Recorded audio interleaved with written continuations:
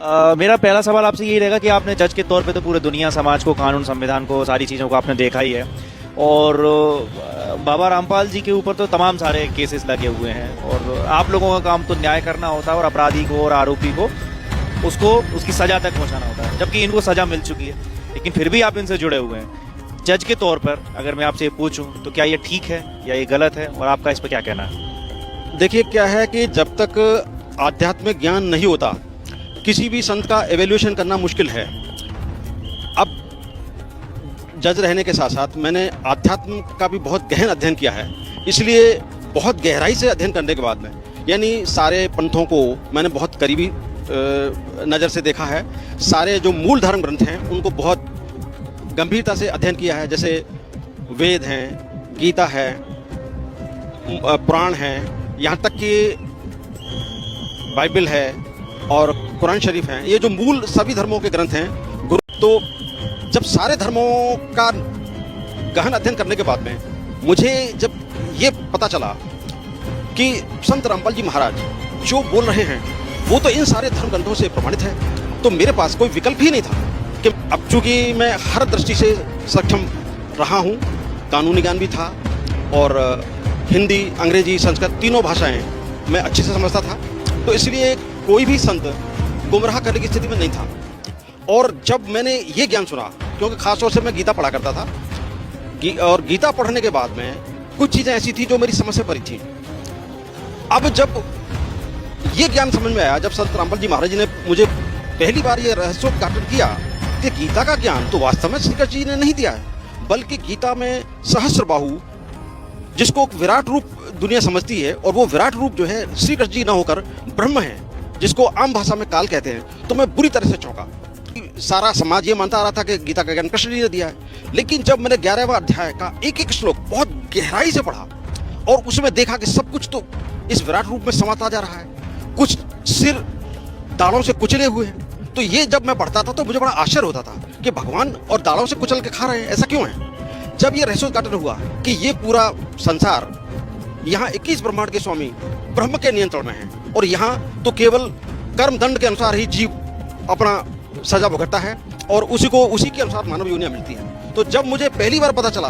कि वास्तव में गीता के अनुसार तो जो परमेश्वर है, जिसको गीता में सच्चिदानंद घन ब्रह्म कहा गया है, वो तो परम अक्षर ब्रह्म से कहा संबोधित किया गया है, तब मुझे बहुत हैरत हुई और लगा कि ये एकमात्र संत हैं जो ये कह रहे हैं कि वास्तव में जो भगवान हैं, जो अविनाशी भगवान हैं, जिसे सच्चिदानंद घन ब्रह्म कहा गया है, वो तो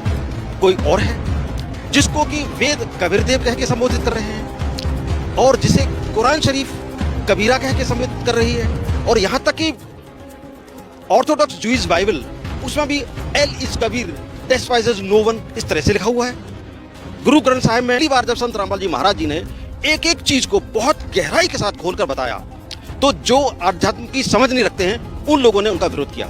यहाँ पर मैं आपको थोड़ा रोकना चाहूंगा। आपने गुमराह शब्द का जिक्र किया। हो सकता है आप गुमराह हो रहे हो, भले ही आप पूर्व जज रहे हो, आपकी बौद्धिक क्षमता काफी बेहतरीन रही हो, दुनिया समाज का आपके पास भले ज्ञान रहो, लेकिन कहा जाता है कि कई संत तंत्र विद्या को भी जानते हैं, सामने वाले को वशीभूत कर लेते हैं। तो कहीं आपके साथ ऐसा तो नहीं है और आपको पता भी ना चल रहा हो? नहीं, देखिए क्या होता है कि हम अनुभव के आधार पर सच और झूठ का फैसला बहुत कुछ करते रहे, प्रमाणों के आधार पर करते रहे, और जब प्रमाण कोई चीज साफ तौर पर बोल रहे हैं तो प्रमाणों की अनदेखी हम नहीं कर सकते। जो सदग्रंथ हजारों साल से प्रचलित हैं और जो बातें उसमें हजारों साल से लिखी हुई हैं, अचानक जो है उनको झूठ कैसे मान सकते हैं? इन सबूतों को देखकर खुद से न्याय किया है। मैंने वो सारे सबूत खुद देखे, खुद से पढ़े, और मुझे भी पहली बार तो ऐसा लगा था कि कहीं ऐसा तो नहीं है कि ये अन्य संतों की तरह से न बोलकर कुछ जो बात कह रहे हैं वो केवल इनका उद्देश्य ऐसा तो नहीं, केवल अनुयायी बनाना हो। लेकिन जब मैंने बहुत गहराई से देखा और जब अनुभव किया, सारे ग्रंथों को ठीक से फिर से बारीकी से देखा, तो एक एक चीज मिलती चली गई। मैंने सपने में भी नहीं सोचा था कि ऑर्थोडॉक्स जूइश बाइबल के अनुसार भी। जज साहब ने तो सदगुरु रामपाल जी महाराज को पहचान लिया कि ये तत्वदर्शी संत है, लेकिन दोस्तों आप कब पहचानोगे? क्योंकि मनुष्य जीवन की मौज ये बार बार नहीं मिलने वाली। समय है, सदगुरु रामपाल जी महाराज एक तत्वदर्शी संत बनकर आए हैं इस मृत्युलोक से सभी आत्माओं को निकालने के लिए। अमरलोक ले जाने के लिए समय को पहचानो और वक्त का इस्तेमाल कर लो, क्योंकि ये मनुष्य जीवन दोबारा नहीं मिलने वाला। इस मृत्युलोक से पीछा छुड़ाओ, सदगुरु रामपाल जी महाराज की शरण ग्रहण करो